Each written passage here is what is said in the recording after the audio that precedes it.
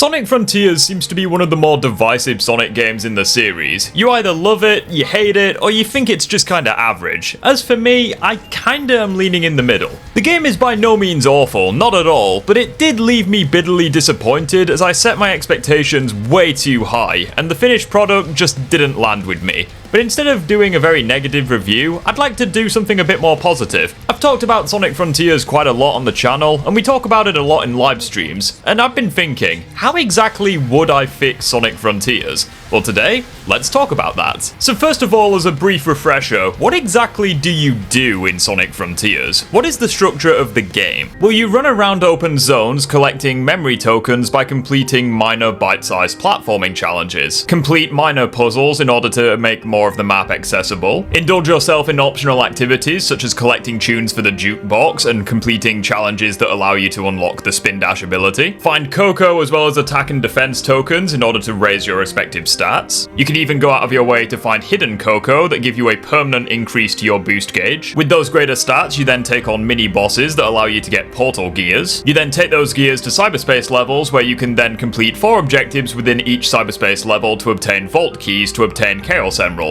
Once you obtain all 6 Chaos Emeralds, you are then taken to the Titan boss fight where you can pick up the final Emerald and then fight the Titan on that island. You then rinse and repeat this process onto the next island, all whilst collecting experience for Sonic, leveling him up and unlocking new combat abilities. Obviously, this is a gross oversimplification of the game's structure, and if these features were implemented properly, it could very well result in a very good Sonic game. Hell, in its current unfinished state, there are people who already think it's one of the best Sonic games. But you clicked on the title of the video, I don't think these features were implemented well. So let's go through them one by one. Before we talk about individual aspects, I'd like to first go over the graphics and presentation of the game, as well as the islands that you run on. Sonic Frontiers has easily the most bland and generic level design of any Sonic game I've ever played in my life, as you go through many different islands in the game, but they never swap between grass, desert, and volcano themed, with quite a lot of the islands being grass themed. Each island contains a fair share of landmarks, sure, but for the most part it's just vast expanses of nothingness. And as a result, this is one of the most visually repetitive and unappealing Sonic games I've ever played in my life. It speaks volumes as to how repetitive this game is when the very first Sonic game over 30 years ago had twice the range of level aesthetics, and Sonic Lost World, a game that was literally a Mario Brothers clone, had doubled the level variety and was way more visually beautiful. And that game started out life as a Wii U exclusive. Ultimately, I would fix this by making the islands much shorter and just adding more of them. Including Final Horizons, there are technically 6 islands in the game. I would simply make it so that there is 8 of them and make them all visually more appealing. Give them each a unique aesthetic from one another, make them all more dynamic in terms of their appearance. Increase the color saturation and make the game feel like a cartoon.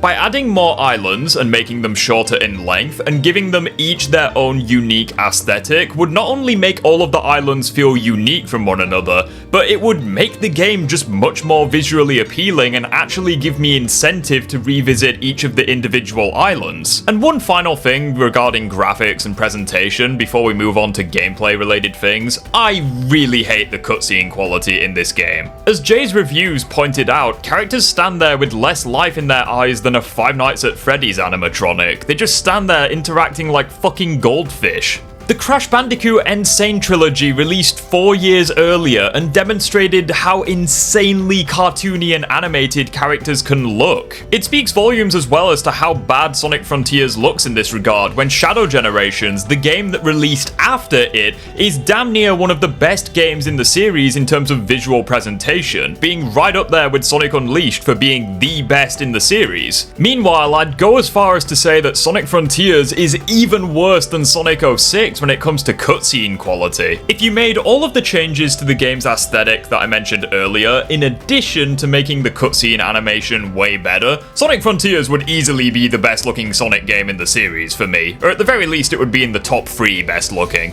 But as it stands, it just didn't meet that mark. Moving on to the gameplay, I think the memory tokens were a cool idea but were implemented very poorly. The biggest problem was that there were so many of these fucking things that you would have to get in order to progress the story. story, especially in the second half of the game. They simply snap the pacing of the game in half, as you would be progressing really well one moment, and then the game would suddenly expect you to collect 50 more tokens just to get to the next cutscene with Knuckles or Amy or Tails or Sage. I just felt it was shit. It's to the point where I think it's genuinely worse than the Sun and Moon medals from Sonic Unleashed, since at the very least in that game it rewarded you from exploring the stages, but you don't get that luxury with Frontiers. How I would fix memory tokens, you ask, is actually pretty simple. First of all, I'd just reduce the amount of them that you need to collect in order to beat the campaign. Since the memory tokens are intrinsically linked to one character for each island, I would make it so that collecting all of the memory tokens in each world would allow you to permanently play as that character in the main campaign.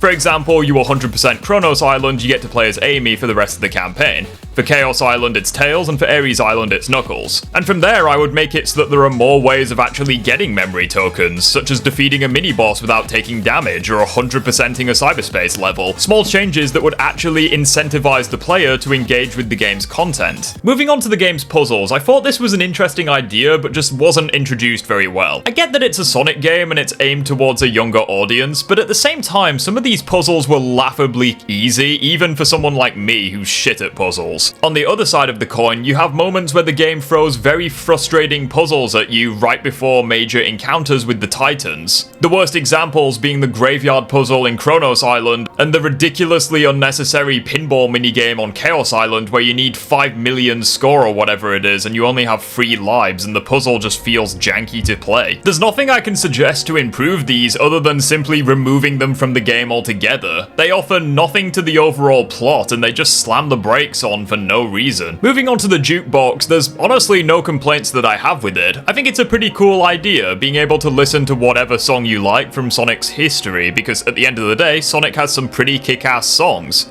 And it's pretty cool that the game gives you the opportunity. I personally don't mind the island themes as they're very atmospheric and immersive, but at the end of the day, if you want to listen to a more action-orientated song or a level theme from Sonic's history, it's cool that you have that option available to you. All I would fix in this regard is simply add more songs, add many more songs, even from the obscure Sonic games, bring back more of them, whether they're level themes or actual vocal tracks. By adding more songs, it would not only give you more variety, obviously, but it would also give you more collectibles to find in each of the respective islands, which I would consider to be a very good thing. Upgrading your stats in Sonic Frontiers is something that I don't think is necessarily bad or good, it's just something that exists, unfortunately. However, what really upsets me is how upgrading your stats doesn't actually mean much when we're talking about the combat itself and how that was implemented. There are a ton of moves at your disposal, however I feel like none of these abilities really matter, since at the end of the day it's just a button combo with a flashy finisher. There's also the fact that some moves in the skill tree were just objectively better than others, like the quick Psy-loop, which allows you to completely shred Titan fights. As far as I'm aware at least, all of the attacks deal around the same amount of damage, and the combat also feels very limp since your attacks do fuck all to the enemies. In every other game I can think of that does combat, it feels as though your attacks actually matter because individual attacks will send enemies flying or the enemies will recoil upon taking damage. But in Sonic Frontiers, the enemies, especially the bosses, just stand there completely unfazed whilst you wail on them, and it makes it feel like Sonic is way weaker than he actually is. And frustratingly, this is something that also happens in the Super Sonic fights, which is really weird because in the cutscenes, Super Sonic completely destroys these poor bastards, yet in gameplay they just stand there and take his attacks like it's nothing. I never felt like the game gave me a good reason to build combos either, because all you're rewarded with is the Phantom Rush, which is just a flashy animation that deals a shit ton of damage to one enemy, which can be cool I guess. But I would have preferred it if the game actually rewarded me for going that extra mile and encouraged me to get better at the game. How I would fix this system, without fundamentally changing it from the ground up, is make it so that each of the abilities in Sonic's skill tree have different damage and attack with different speeds. Some are weaker than others, however as a trade-off they drain a certain amount of Sonic's stamina, which you can refill, especially in combat, by doing basic combos. With your stamina meter recharging faster the higher your combo is. Not to mention you could link these faster moves and the stronger moves to Sonic's respective stats by making it so that strength increases the strong moves and making it so that Sonic's overall top speed affects the fast moves.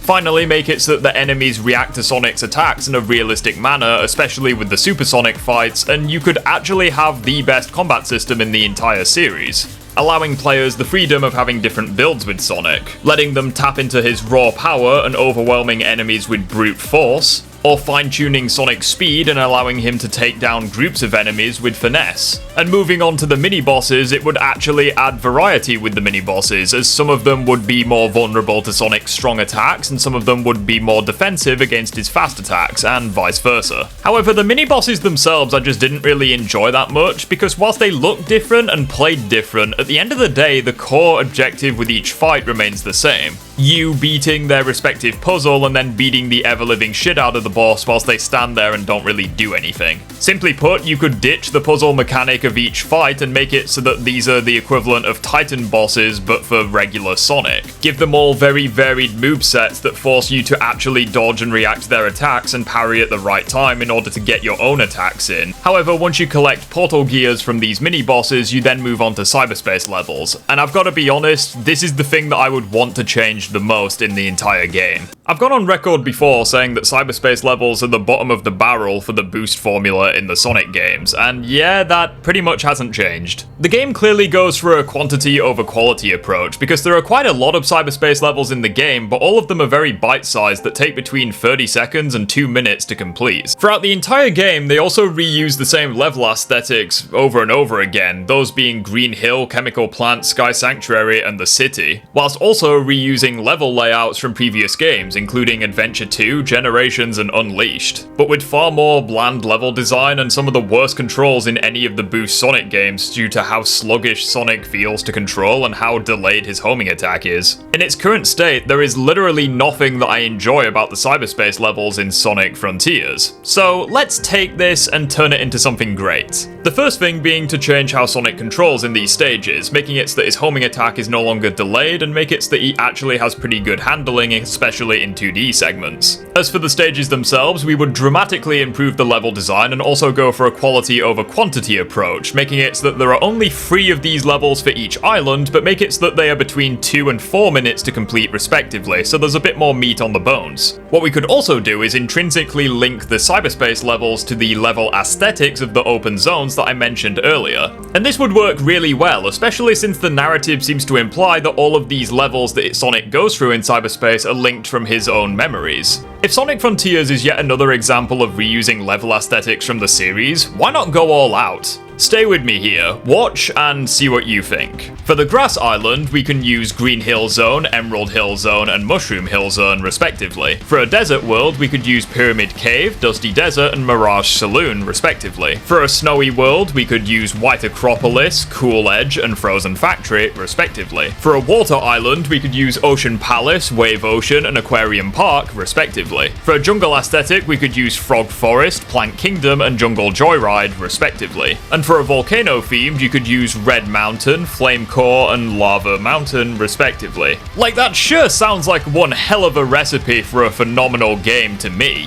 Like, sure, at the end of the day, it's still reusing level aesthetics from previous games, which I'm not a huge fan of, but at the end of the day, by picking from such a huge roster of Sonic games, it would inevitably create something new. As for the Titan fights, aside from improving the combat with them, like I mentioned earlier, there's only one real way I can consider improving these, and that being simply make more of them. Many people consider this the high point of the game, and even people who don't necessarily like the game put up with all the other bullshit just so they can experience the Titan fights. So yeah, why not make more of them? Why not go above and beyond and make each Titan intrinsically linked to its own island? For example, have a Kraken Titan for the water world, or have a Dragon Titan for a lava world. Something like that would be really cool. By having more islands, making the islands shorter, having more Titan fights, and having a much better combat system, it would make these fights better than they ever were before, and you'd also get to experience them more often. The final thing that I would add to fix Sonic Frontiers is something that I can't believe wasn't in the game to begin with.